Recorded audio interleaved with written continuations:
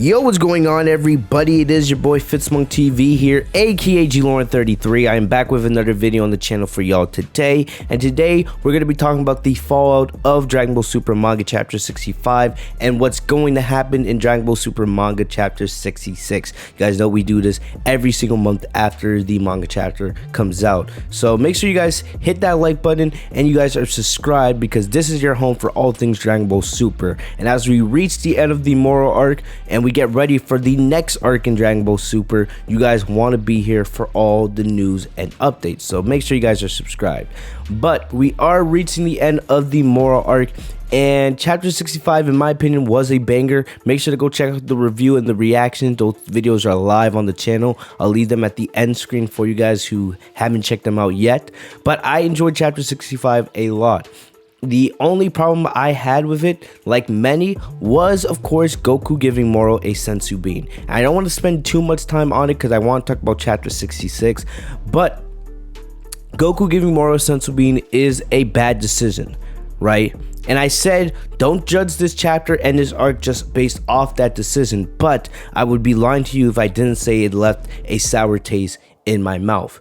Right? But after reading the chapter, if you were just to take out that one panel, that one page where Goku gave Moro the sensu bean, this would have been almost a perfect chapter. I'm serious about that. If you just take out that one little character decision from Goku, this would have been a perfect chapter, because everything else that happens makes sense with Goku's character. If you see the dialogue that takes place between Goku and Moro, that makes sense. You know, I know some people were mad that Goku was talking about Moro. You know, they were talking about has Moro ever trained before?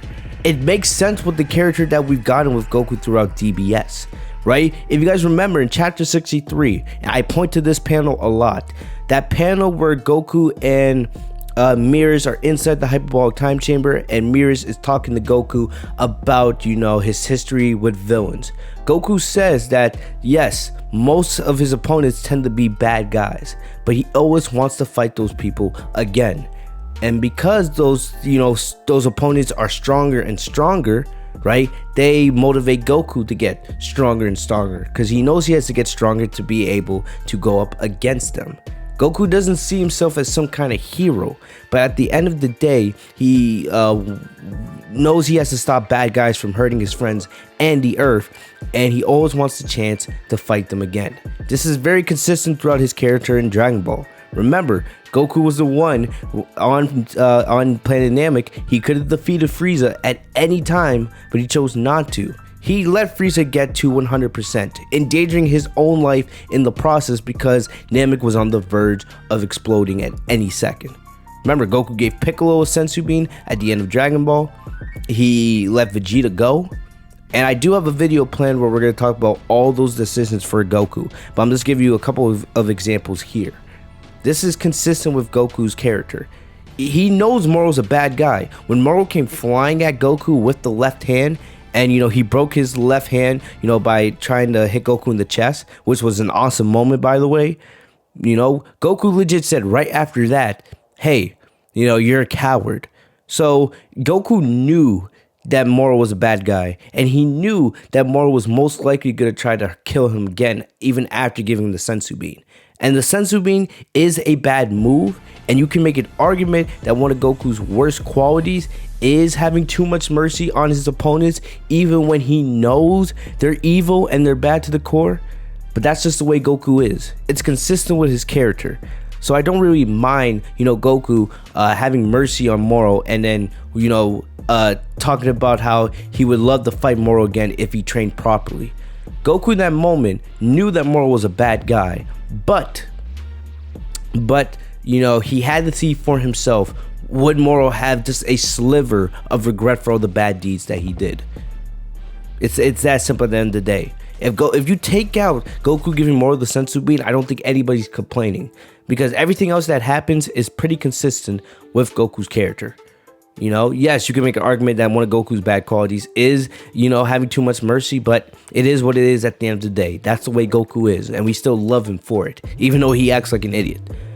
Alright, if Toro wanted to make this have better execution, what he should have done is he should have started the chapter with Goku going back into his base form and having that discussion with Moro about training. And then Moro, right? Moro not wanting to go back to the galactic prison, but choosing to go back to the galactic prison as kind of like a plan that, you know, because he knows that right now he can't get out of this situation. He either goes back to the prison or he dies. So Moro instead, he sees Goku and Vegeta like talking about the sensu beans and how they didn't have to use them, right? And Moro is right about to give himself away to Jacko, but he overhears Goku and Krillin talking about the sensu beans, and then he chooses, right, at that moment to grab the sensu beans from Krillin, and then the rest of the chapter unfolds as is. That would be much better execution, instead of having Goku give Moro the sensu bean, which no matter how you slice it, it's a bad decision. Even if Goku had control of the fight the entire time with Master UI, it was a bad decision. So I just want to talk about that really quickly. But moving forward into chapter 66, we see what happens, you know, Angel Moro and how Moro is not able to hold the power of Miras's abilities because he never trained to gain that power. I really enjoyed that a lot. And then we get the end of the chapter, of course. Moro decides to fuse with planet Earth because he believes fusing with the planet will give him the body he needs to be able to hold Miras's power and use it for himself. And that leads to chapter, 66. Climactic battle. What is Goku going to do? Can Goku defeat Moro without destroying the Earth and destroying the galaxy in the process? Of course not. And yes, you can blame Goku a little bit for not getting the job done when he had the chance. But at the end of the day, this is Goku we're talking about. He has a history of not getting the job done at the right moment. It's facts. And like I said, I'm going to make a video about this, and that will be coming in the next couple weeks. But getting back to it, chapter 66, what can happen? I heard some people saying, Majin Buu might use a sealing technique. No, I don't see that. And I don't see Beerus or Whis getting involved. It would be too easy for Beerus just to come in and Hakai Moro. So I don't see that happen. I saw some people saying the Zeno button. That's not happening. I know some people also said Whis may rewind time. That would be a terrible decision. I don't want to see arcs end like that. We need to avoid a future Trunks ending at all costs. I think if you've been paying attention to what's been happening with this arc, right? Torotaro has foreshadowed everything that's happened. Almost everything that's happened in this arc has been foreshadowed by a prior event in a previous chapter of the Dragon Ball Super manga. What has been one of the themes of this arc? One of the themes of this arc has been, of course, training and stealing power. Moro has gotten stronger throughout this arc by stealing power, no matter if it was by eating planets, killing people, eating 7-3, trying to steal the power of the angel by copying Miras's abilities. Moro, and remember, Goku and Moro talked about training, and Moro says, training, that's for weaklings. I will never train a day in my life. That's one of the things. Moro does not believe in training. He doesn't care, and it's going to be part of his undoing. Goku and Vegeta, they spent the middle part of this arc training. Goku went with Miras to the hyperbolic time chamber to master Ultra Instinct, and Vegeta went to Planet Yarjet to gain a technique to defeat Moro. Key phrase, gain a technique to defeat Moro. And we started in chapter 61 with the Spirit Separation, aka Sprit Fission. Did you guys really think they gave Vegeta that technique just to use it for one chapter and not use it again? No. We haven't seen Vegeta in a couple chapters, of course, because the focus has been on Goku. And yes, I love Goku. He's my favorite character, but I wish Vegeta was involved a little bit more. But I believe that they were setting this up for Vegeta to have a major role in Moro's defeat in chapter 66. It's pretty obvious what they're going to do here, right? Moro fused himself with the Earth. What is the basic guideline of Vegeta's technique, Sprit Fission? The basic guideline for that technique is Sprit Fission can break apart anything that came together via absorption or fusion. Vegeta said it best. If he wanted to, he could defuse Nail and Kami from Piccolo's body. He could defuse any fusion, like Gotenks or Vegeta or Gogeta, even though he would be doing the technique on himself, but you guys get the point. What Vegeta is going to do is I can definitely see a scenario where at the beginning of the chapter Goku's confused. All right, he has no idea what he's gonna do to save the Earth. I can see Vegeta coming behind Goku and saying, "Kakarot, you idiot! You should have got the job done from the start, and when you had the chance. You're such a naive fool." So I can see Vegeta going the Super Saiyan Blue evolution, right? And then working with Goku, Vegeta using the Sprit Fission to separate Moro from the Earth. And then, you know, I don't know how it would be done if Moro would return to his normal body, or if, you know, giant Moro would just come back down. I don't know what would happen. All right, I would probably assume that Moro would remain giant just because he still has, you know, Meares' abilities copied in his body. All right, maybe we see Vegeta separate 7-3 from Moro altogether, and then Moro just goes back to his normal goat form, right? And then 7-3 is free. Who knows? We don't know what would happen.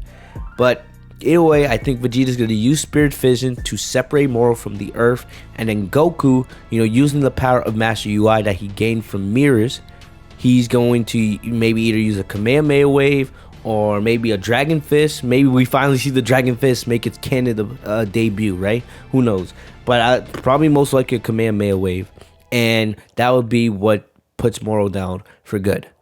All right, I think that's the most likely scenario. It's pretty predictable if you ask me, but either way, I'm not complaining. I don't mind it at all. I love Vegeta actually being involved here in the finale, having, you know, something to do with the main villain getting killed, because we don't get it. We don't get that a lot.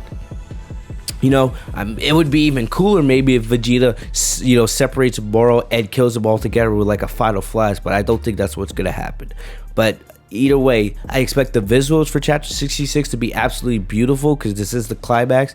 And, you know, I definitely think you'll see Goku and Vegeta work together, Vegeta using the Sprit Fission, and then Goku using the power of Master UI to put Moro down. That's going to be a great look. And I think that's the way, you know, this arc and chapter 66 is going to come to close. I don't know if we'll see 7-3, if he will be freed.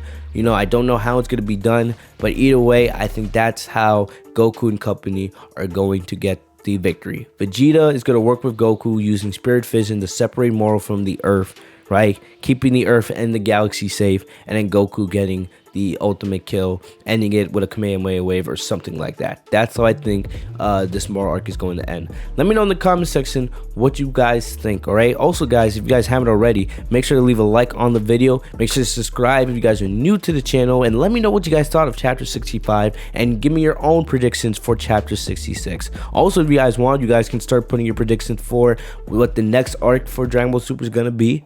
I have no idea what it's going to be. You know, it could be Broly, it could be Frieza, right? It could be Planet Sadala. It could be a Fallen Angel arc. We have no idea. We have no details. This isn't the Dragon Ball Super anime where we got spoilers, you know, weeks in advance. You know, we won't know what the next arc for the manga is until probably, you know, either the end of chapter 66, chapter 67, or Jump Fiesta. We're just going to have to wait and see. But I am excited for it. Definitely am. I always love, you know, the start of a new arc, because it can bring about so many new possibilities. But let me know what you guys thought, you know, in the comment section down below. Hopefully you guys enjoyed the video. Check out my live reaction to chapter 65 and my review. I'll leave that right here at the end screen. Thank you guys as always for the love and support. I'll see you guys later, man. Have a great day, guys. Peace.